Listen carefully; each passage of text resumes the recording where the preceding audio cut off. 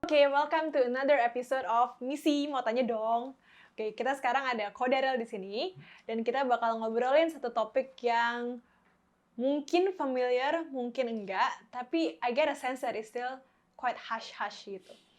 Mungkin especially buat teman-teman yang baru datang dari Indo ke Singapura, mungkin kita nggak commonly talk about this topic in public. Jadi kita bakal ngobrolin tentang sex before marriage gitu. Why Christians are very anti-sex before marriage. Dulu pas aku masih di sekolah, waktu masih SMP, SMA, sepertinya kayak sex before marriage itu sangat di-avoid gitu ya, dan bahkan diajarin selalu abstinence is key gitu. Kita disuruh kayak, oh ya kalau masih pacaran ya jangan have sex lah gitu. Nah jadi pertanyaannya kok, kenapa sih orang Kristen itu very anti-sex before marriage gitu? Kayak, what's the problem gitu? Kalau misalnya dianya oke, sayanya oke gitu, kayak nggak ada menghambat kehidupan, mengefek kehidupan siapa-siapa gitu kan. Kayak my body, my choice anyway gitu. Ya saya juga pernah mikirin isu itu gitu ya. Kenapa sih mau ngatur-ngatur gue makan apa, mau pakai tubuh gue buat apa, tubuh gue lu why do you such a busy body gitu. Nah sama ketika ngomongin soal kenapa kita atau iman Kristen reserve sex untuk marriage ya. Kenapa sih orang berusaha atau mau coba cepat-cepat seks sebelum marriage? Mungkin salah satu yang ditekankan mungkin adalah the pleasure. Ya, karena gue masih ya apa untuk mendapatkan kenikmatan itu. Namun sejauh yang saya tahu, saya research gitu ya, orang-orang kalau misalnya terlibat di dalam sex before marriage itu belum ada obligation, belum ada covenant, belum ada structure yang hold the relationship further. Right. Sehingga lebih mudah untuk the other party ya udah kalau gue udah dapat kesenangannya leave. Nah, yang saya concern adalah what happens after. Right. Ya, sebenarnya kan karena seks itu sangat dekat dengan kehidupan individu seseorang, bagian yang very personal, ya. Biasanya efeknya justru disastrous, yang merasa sulit percaya, mungkin bisa depresi dan merasa apa ya, jijik atau sulit percaya orang. Jadi lebih banyak hal-hal negatif yang mungkin terjadi karena nggak ada structure yang menyokong penikmatan pleasure itu.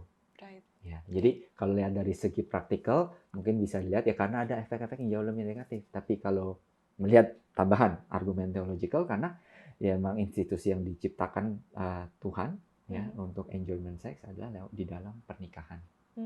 I see. Oke. Nah kok tapi mungkin ada beberapa orang bakal punya argumen kayak gini kok.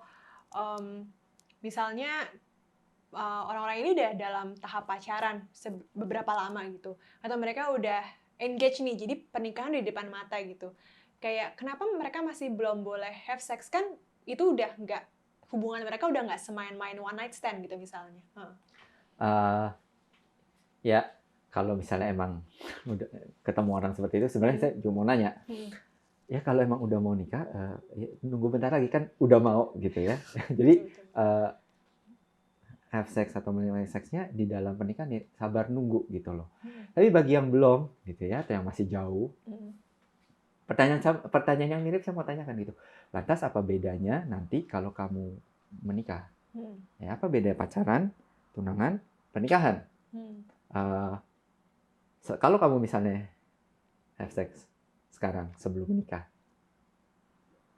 biasanya kan kita manusia itu makhluk yang lumayan rakus ya by default. Ketika udah dapat satu, ekspektasinya naik. Kalau misalnya itu udah di dalam pacaran kamu bisa dapat, lantas kamu akan expect apa di pernikahan? Atau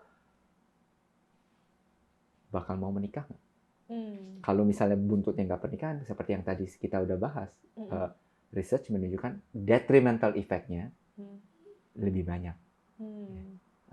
Salah satu lah, tergantung siapa yang ninggalin siapa gitu. Jadi ya saya akan nanya dari sudut pandang itu, maksudnya apa yang membuat kita kayak mau ngebet banget sekarang gitu loh. Ya. I see. Jadi memang ini sebenarnya hanya misconception aja kali ya kalau orang ngelihat orang Kristen jadinya kayak super anti-sex atau kayak ngejauhin segala sesuatu yang Iya. berbau seks. Padahal iman Kristen juga lumayan embrace itu. Ada satu kitab dedicated for that, ya, Kidung I see. Agung. Atau tadi kalau melanjutin bicara dilanjut lah gitu. Ya kalau gue emang udah serius, nanti mau menikah anyway gitu ya. Kenapa nggak sekarang? Janjinya apa? Buktinya, I mean, words cheap gitu kan. Right. Maksudnya kalau misalnya ya berhubungan seks, terus nantinya misalnya mau meninggal, kamu nggak ada obligation to stay with that partner. Kamu bisa leave. Kenapa? Belum ada pernikahan. Jadi pernikahan itu seperti satu. Aku bukan bilang apa ya. Pernikahan tuh kayak cuma stempel boleh have sex itu enggak. Tapi itu satu yang memprotek kali ya, memberikan security bagi dua belah pihak ketika mereka engage in a sex act, di mana itu satu hal yang lumayan vulnerable, apa adanya di depan partnernya gitu loh. Jadi itu menjadi safe fabric yang menjaga safe structure. I see. Jadi kalau kau bisa sum up, kira-kira pandangan kekristenan atau pandangan Alkitab tentang seks itu kayak gimana sih, Kos? Bahwa menurut iman Kristenan, kalau bicara mengenai hubungan seks, itu harus ada di dalam ranah pernikahan. Ya.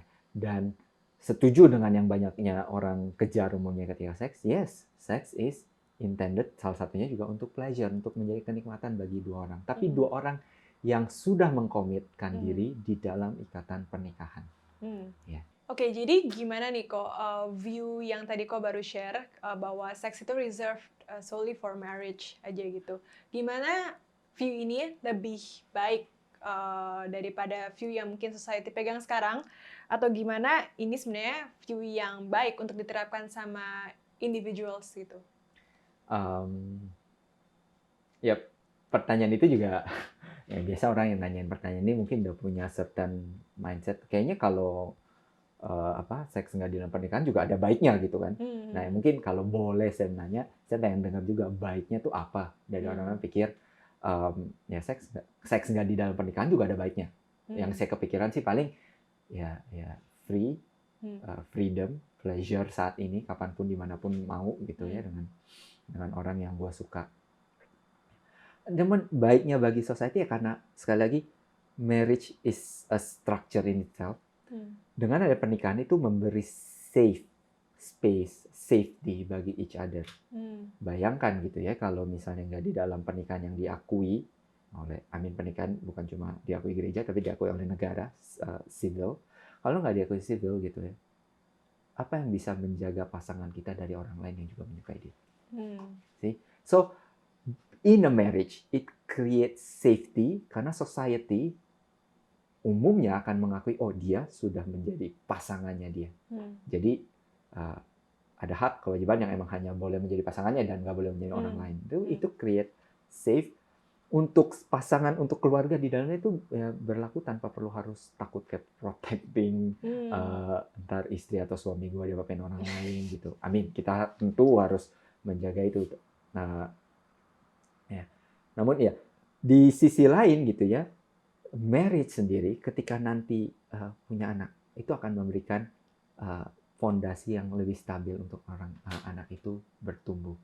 Ya kalau misalnya saya tadi saya udah bilang kenapa itu memberi fondasi karena nggak gampang atau nggak semudah itu untuk mau divorce. Rather dan cuma bilang oke, gue mau putus sama lu, ya kan?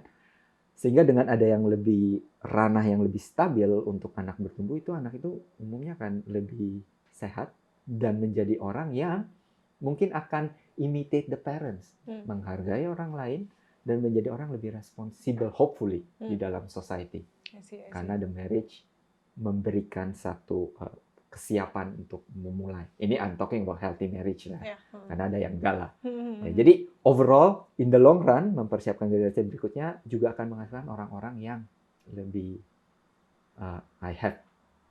mungkin gue pakai kata ini lebih stabil kali ya untuk the society karena just simply on its structure. Right.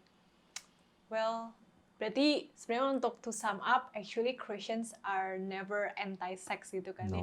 Tapi hanya go against, kita nggak menyarankan untuk orang have sex before marriage karena itu simply nggak safe dan nggak didukung sama the Ya, adequate bukan structure gitu. intendednya dari Yes. Tuhan, dan ya practically it creates more detrimental effects Right, rather okay. than. Ya, jadi I hope teman-teman yang udah dengerin our conversation, obrolan kita tadi, mungkin dianggapnya kayak orang Kristen tuh kadang-kadang anti-sex atau ngomongin seks itu sesuatu yang tabu sama sekali. Tapi as we learn from this conversation, enggak sama sekali kan ya, bahwa sebenarnya seks itu reserved, seks itu nggak tabu, tapi hanya reserved within the context of marriage for its intended purpose gitu. So thank you for chatting with us, Ko Daryl, and see you guys in the next episode. Sama.